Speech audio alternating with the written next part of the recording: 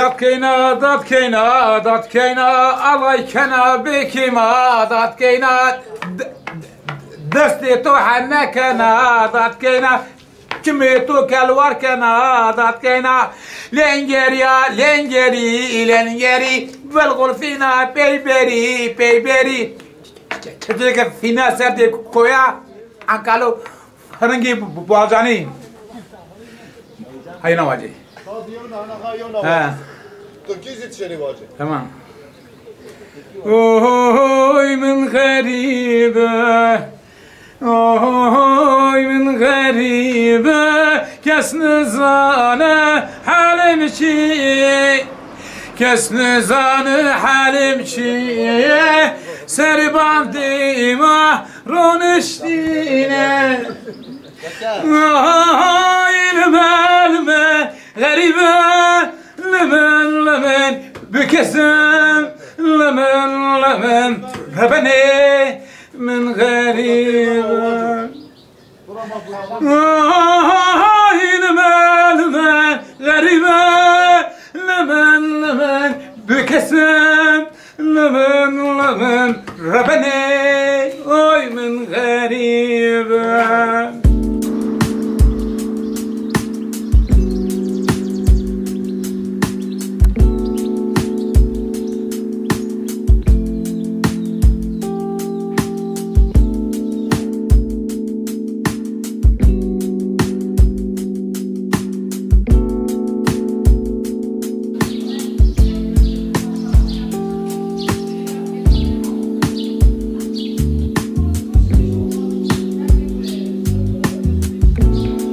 Penceresiz kaldım anne, penceresiz kaldım annem.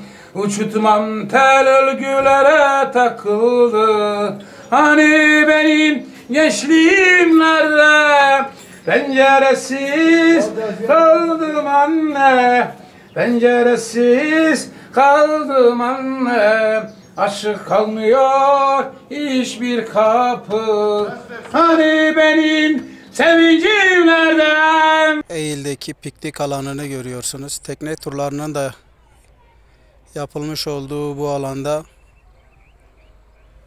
bolca ziyaretçi almasına rağmen esnafın en büyük şikayeti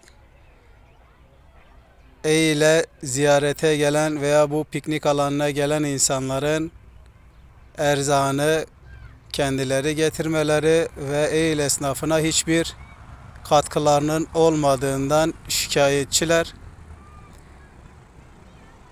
Esnafımıza destek olalım arkadaşlar. Buraya gelenler alışverişlerini Eğil'deki esnaftan yapmaları ve onlara destek olmaları konusunda duyarlı olmaları gerektiğini düşünüyoruz. Şöyle bir merdivenden yukarı çıktığınızda sizi şöyle bir yapı karşılıyor. Yapının farklılığı şu bölgelerde haç işaretlerini bol miktarda görülebiliyor. Figürlerle dolu. Kilise olduğu konusunda bilgilendirme yazısı var girişte. Şöyle de figürleri size gösterelim. Eğil'e geldik. Gördüğünüz gibi kaya işlemeli bol miktarda hac işareti mevcut. Eskiden kilise olduğu konusunda şurada bilgilendirme paneli var.